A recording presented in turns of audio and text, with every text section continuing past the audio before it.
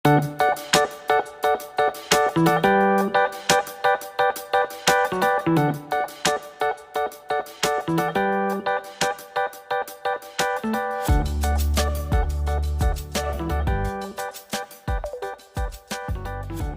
misalnya kalian betul Ibu Nuri mengajarnya menyenangkan, buat tanda ini, ada love-nya nih. Tapi kalau misalnya ada banyak tapi nggak selalu, buat yang ini tanda senyum. Tapi kalau nggak pernah sekalipun dengan hal yang menyenangkan, buat tanda menangis. Berarti Bu Nuri nggak pernah mengajar dengan cara yang menyenangkan.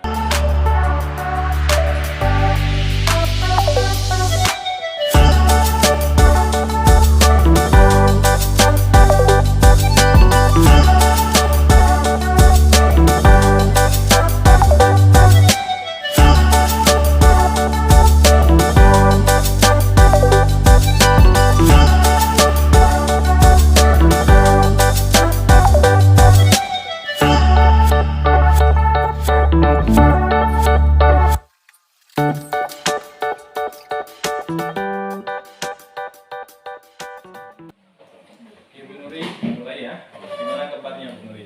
Alhamdulillah sehat. Sehat ya. Ya jaga terus kesehatan karena ini masih lama sampai bulan Agustus ya. Iya. Kalau nggak salah.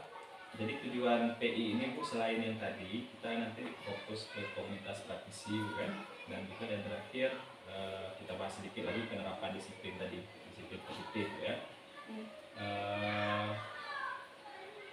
Gimana udah Ibu rintis belum komunitas praktisi di sekolah?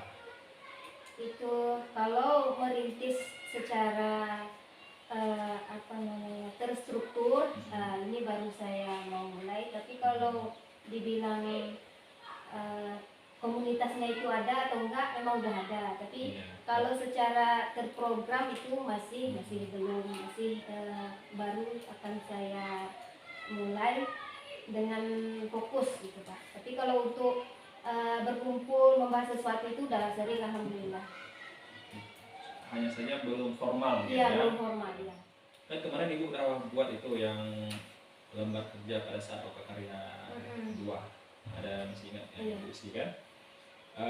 Kira-kira yang Ibu buat itu harapan dan tujuannya sama sesuai nggak? Harapannya memang besar untuk komunitas praktisi.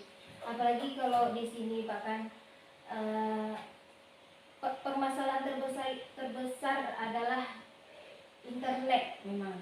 Jadi dalam bekerja itu sebenarnya semuanya memerlukan internet. Apalagi dalam pembelajaran di kelas. Kalau kita buru-buru mau ambil sebuah video, nggak mungkin lagi kita turun ke bawah mengambil video hanya untuk sebuah video itu bahkan. Jadi harus dipersiapkan semata mungkin sebelum kita masuk. Kalau di tempat yang ada internetnya, sebelum masuk 15 menit lagi kita bisa cari video-video itu bahkan misalnya yang untuk kita tampilkan.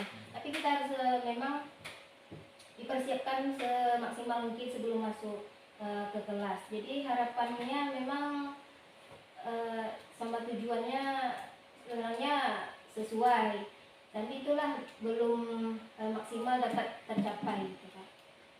Belum tercapai 100%. Iya. Tantangan yang Ibu hadapi pada saat mencoba merintis komunitas praktisi ini apa?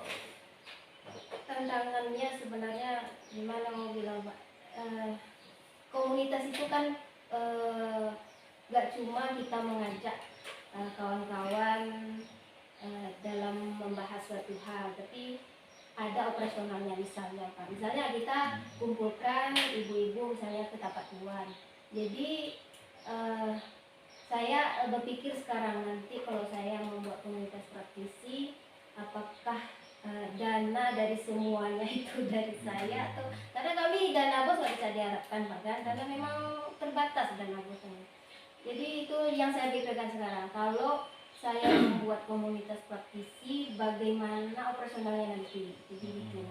Kalau di sekolah kita adakan, memang nggak perlu dana banyak, tapi keterbatasan internet tadi kalau perlu internet. Tapi kalau tidak perlu internet kan juga kita perlu misalnya narasumber, kalau nggak ada di sini kan perlu dibayar kan. Jadi mungkin yang terbenak di pikiran saya itu mau jalan komunitas praktisi dilakukan di sekolah.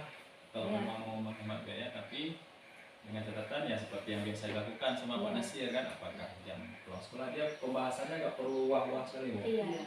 Bisa hal-hal yang sepele tapi bermanfaat bagi kita. Misalnya Ibu ada kendala di bidang apa misalnya, nggak tahu masalah mengetik misalnya kan, kasih nampak dalam mengetik. Nah, pokoknya kita ada sesuatu yang baru yang kita pelajari gitu ya. Nah, jangan sampai kita dari hari ini sama besok sama lagi.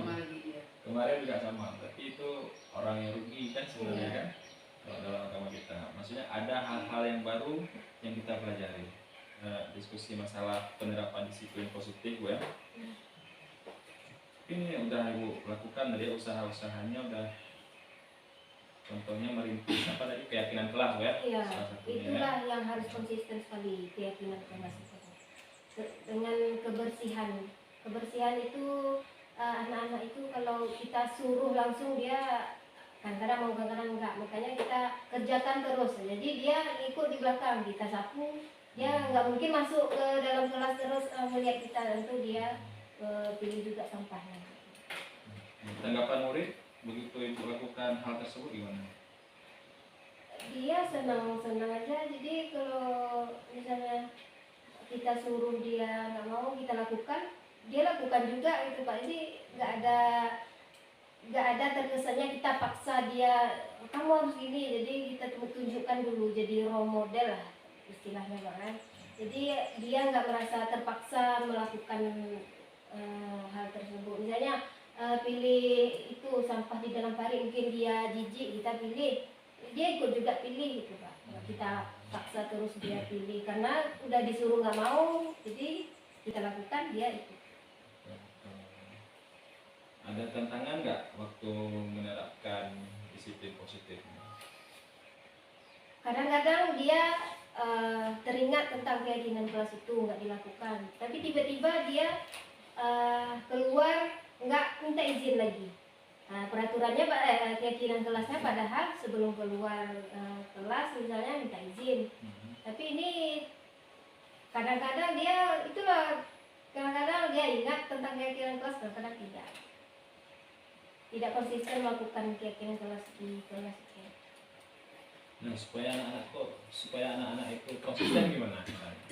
Terus setiap hari terus diingatkan tentang keyakinan kelas sebelum pembelajaran dimulai. Kita ingatkan terus bahwa keyakinan kelas kita ini. Jadi kalau tidak melakukan keyakinan kelas konsekuensinya apa?